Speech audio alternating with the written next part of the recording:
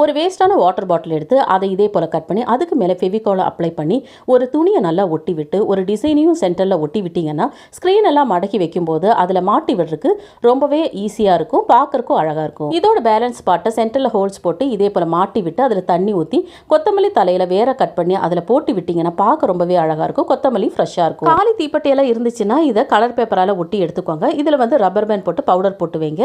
இல்லைன்னா குண்டு ஊசி, தேக்கிற ஊசி, பட்டன்ஸ் போட்டு வைக்கலாம். இந்த மாதிரி குட்டி குட்டி பொருட்களால் வைக்கிறதுக்கு ரொம்பவே யூஸ்ஃபுல்லாக இருக்கும். காலி அட்டைப்பட்டி இருந்துச்சுன்னா இதே போல் வரைஞ்சி கட் பண்ணி எடுத்து அதை கலர் பண்ணி எடுத்துக்கோங்க. இதை வந்து கிச்சனில் இருக்கிற ஜன்னலில் ஒரு டைட்டான கிளிப்பை வச்சு இதே போல் மாட்டி விட்டுக்கோங்க.